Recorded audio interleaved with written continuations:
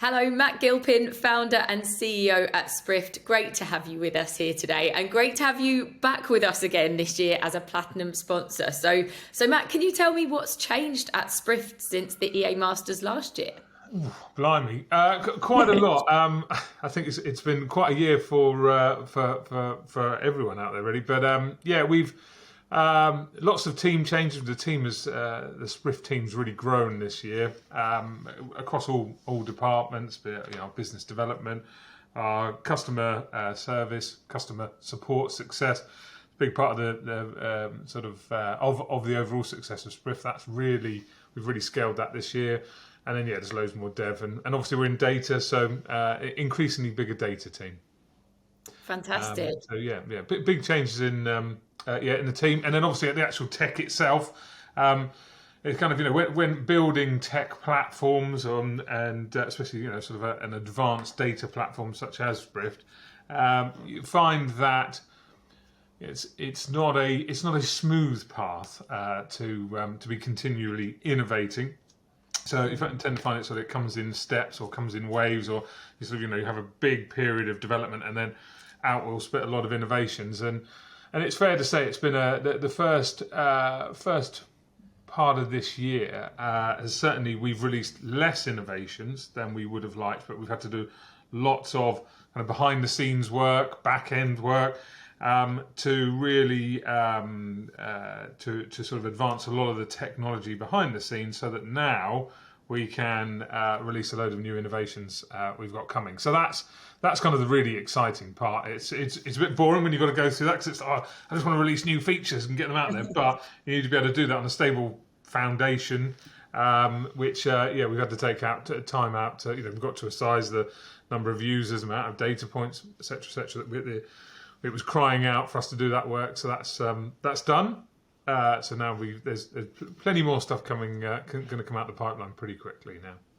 And we're excited to hear all about it at the EA Masters next week. And of course, all of us in the team have read your article in the EA Masters workbook around using comparables. So do you really think that using comparables data is going to help agents to mitigate the changing market in the months to come? Yes, and not only kind of do I think that is the case, but I think kind of almost what else could they use? It sort of in and of itself, it's comparables is pretty much the main assets an agent has, especially as we go into potentially a trickier market, a buyer's market. One of the things we're promoting, or we're seeing a lot more at the moment, is the use of our key facts for buyers. But actually sharing, which it helps to better inform the buyer, but also let's now share comparables with the buyer to support that's why we think you need to get your asking price up, and this is why we support the level the property is on at. We're also seeing agents sharing comparables more now with the mortgage valuers. And I think that's something that's always happened, to say, look, here's a few particulars of stuff that we've sold or we're marketing, but actually now being able to present professionally displayed comparables with comments, even including off-market comparables in there. And overall, comparables is an area that, when you think of all the sort of the popular prop tech areas and all the sort of the sort of releases that catch the limelight, comparables, considering how it's such a key function of an agent's daily activities, there hasn't really been a great deal of innovation in comparables, probably really since we released our market appraisal report 5 years ago, which was a mix of property-specific data and comparables. And part of the work that we've been going through earlier this year that I was just talking about was around our whole comparables engine, looking at it, making it more complete, making it, adding features in that we've been fed back would be really handy to use. So I think using comparables, not just with the vendor of here's what we've sold, therefore here's what we think your property is worth, but here's the one we didn't sell. Here's this one didn't sell because it was on for too much money, or didn't sell because of this. And then also pointing out to the vendor that, look, and we're going to share these comparables with the buyer to help, support the asking price we're aiming for here. in a Yeah. market that's potentially being squeezed, and if there's going to be more down valuations, I think it's absolutely key. Key sort of tool in the bag for agents, even more so now than ever.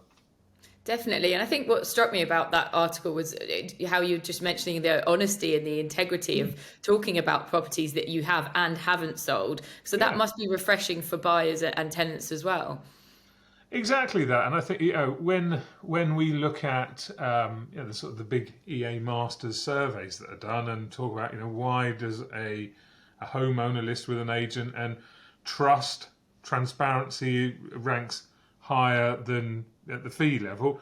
Actually, I think it's going to be very refreshing, and people really stop and think, hang on a minute, this agent's told me about properties that they haven't sold. They have, they're telling me about their successes, but the ones that got away, and why did they get away? So, I think it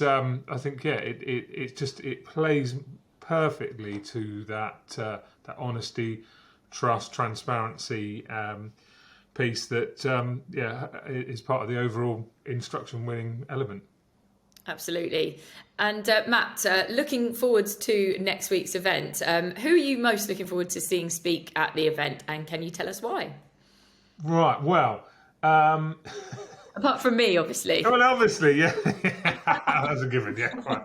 So, Simon Whale often calls me a rocket scientist because he found out that I studied astrophysics at Did you? Wow. uni. I did indeed, yeah. Proper nerd. So naturally, Helen Sharman. I think that's going to be very, very interesting. Really looking forward to hearing her talk.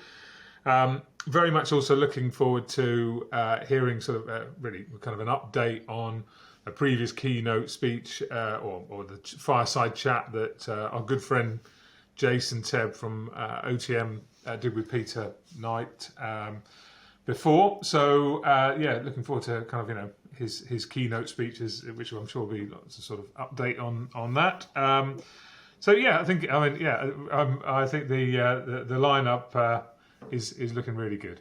Moving on to the event next week, how are you and your team getting ready for the EA Masters next week?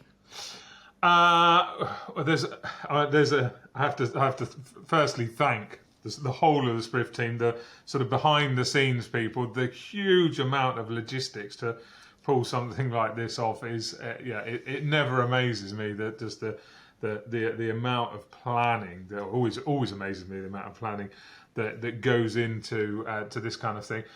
This year we've gone with a theme which was unanimously voted for internally. So all around, so we're all going to be sort of fashioning our inner Tom Cruise and Maverick for the day. So it's all very Top Gun themed. It's actually good fun. Get the aviators on, Yes, exactly that. Yeah. So in fact, that's our giveaway on the stand. Some Sprift branded aviators. They actually look really cool. So roll up, get them while they last. Yeah, come and get a pair. I will. Yeah. So, but yes, I think just counting down the days now. But I think fingers crossed, touch wood, everything is all coming together. But yeah, there's a lot goes into these events. Absolutely. Well, Matt, thanks so much for your time today. Really, really appreciate it, and have a good rest of your day, and we will see you next week. Lovely. Look forward to it. Thank you. Thank you. Cheers. See you. Bye.